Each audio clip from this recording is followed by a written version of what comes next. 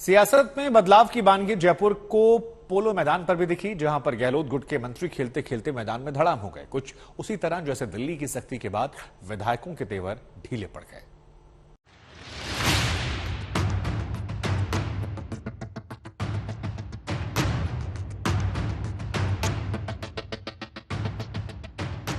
जोर आजमाइश है, गोल दागने की जिद है, प्रतिद्वंदिता है, उड़ना है, गिरना है। राजस्थान की सियासत भी पोलो की तरह हो गई है। राजस्थान संकट पर आला कमान के तेवर सख्त हुए तो चुनौती देने वाले गहलोत के खिलाड़ी भी कुछ इसी अंदाज में धड़ाम हुए। पोलो के इस मुकाबले में गहलोत के खासम खास और खेल मंत्री अशोक चांदना और घोर समर्थक निर्दलीय विधायक संयम लोढ़ा मैच खेल रहे हैं, तो राजस्थान विधानसभा के स्पीकर सीपी जोशी दर्शन दीर्घा में हैं, जिनके पास गहलोत गुट के विधायकों ने इस्तीफा सौंपकर दबाव बनाया।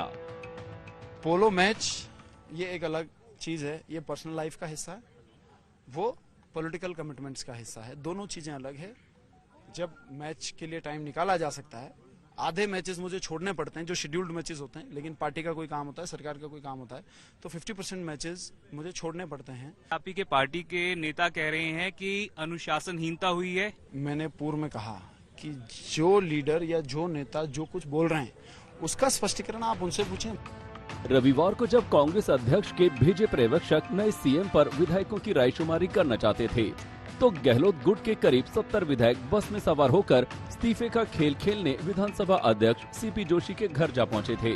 सब गहलोत के लिए हुंकार भर रहे थे, सब अपनी शर्तें बता रहे थे, सब पायलट को किसी भी कीमत पर स्वीकार करने को तैयार नहीं थे। वो ये कह रहे हैं कि ये जो 102, 108 एमएलए हैं, इनमें से किसी एक को 17 तारीख के बाद मीटिंग हो, हमारी भावना सुने, उसके बाद कोई फैसला करें। ऐसे नहीं करें। इनमें से एक को बना दे, किसी को हाँ बना दो, कौन मना कर रहा है?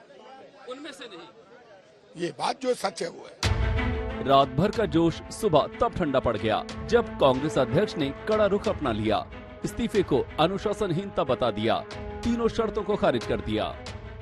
102 विधायक माकन साहब के साथ होटल में ठहरे हुए थे, बीजेपी के षड्यंत्र का जवाब देने के। कहा मैं उनको नहीं सुनता, आते तो सही मेरे पास। तो कब मना कर रहे हैं? माकन साहब यदि नहीं तो माकन साहब खुद चले जाते। माकन साहब भी तो हमारे बड़े भाई हैं, नेता हैं, प्रभारी हैं, और जब वो गए तो हम उनसे मिलके आए ना। कल जब वो माकन साहब वहां थे तो माकन साहब से मिलने मैं होटल में गया हूँ मेरियट में, मैं मिलकर आया हूँ, डोटासरा जी मिलकर आए हैं, सीएम साहब गए, मैंने खुद ने माकन साहब से बात की, खड़गे साहब से बात की। गांधी परिवार के नाम पर जान देने को तैयार है हम लोग। और सुनिए, राहुल जी आज पैदल चल रहे हैं, देश में माहौल बन रहा है। राहुल जी जब महंगाई और गरीबी के खिलाफ आह्वान करेंगे फिर जाएंगे खून बहाने के लिए। फिर तो गहलोत खेमे के विधायकों की लाइन लग गई। कई विधायक खुलकर कहने लगे कि आला कमान के फैसले के साथ हैं। सुर बदल गए। इस्तीफे का खेल खेलने वाले आला कमान के फैसलों को सिर आंखों पर बिठाने लगे। वहाँ एक कागज पे साइन करवा रहे थे, वो हमने पढ़ा नहीं कि कौन सा कागज था, लेकिन वो कागज पे साइन करवा रहे थे कि सब लोग कागज पे साइन करें। आप लोगों को क्या आपत्ति वहाँ पर सचिन पायलट से है? नहीं, हमें कोई आपत्ति नहीं है सचिन पायलट से। सूचना सिर्फ इतनी दी गई थी कि सीएलपी की मीटिंग है, अधिकृत ऑब्जर्वर्स कांग्रेस प्रेसिडेंट के वहाँ भेजे हुए, आपको विधायक दल में आना है, और न कोई एजेंडा स्पष्ट नहीं किया। गहलोत साहब का पक्ष में तो नहीं दिखाया, बल लिखा नहीं लिखा मेरे को ध्यान नहीं, मैं तो लेट गई थी। चिट्ठी पढ़ा था आपने? नहीं पढ़ा। तो सिग्नेचर करा लिया गया? नहीं, मेरे को ध्यान नहीं। कुछ लोग कहते हैं कि नहीं, कोई कर दिया, कोई कौन करे, कोई जरूरी नहीं, सभी कर दिया। जयपुर की लड़ाई पर अब दिल्ली में सुनवाई होनी है। रिपोर्ट पर फैसला होगा, अनुशासन तोड़ने पर एक्शन होगा, पर्दे के पीछे से खेल खेलने वालों तक भी संदेश जाएगा। जाहिर है कि पिक्चर अभी बाकी है। कांग्रेस का द ग्रेट पॉलिटिकल ड्रामा जो यहाँ से शुरू हुआ था, उसकी सुबह हुई नहीं।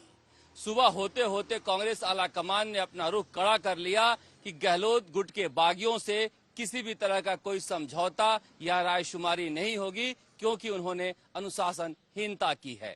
ऐसे में अब पूरा मामला कांग्रेस आला कमान के पास है, जहां पर सोनिया गांधी को ब्रीफ कर दिया गया है और फैसला लिया जाना है कांग्रेस के राजस्थान के भविष्य को लेकर। कैमरामैन शर्मा के साथ शरद कुमार, जयपुर, आज तक।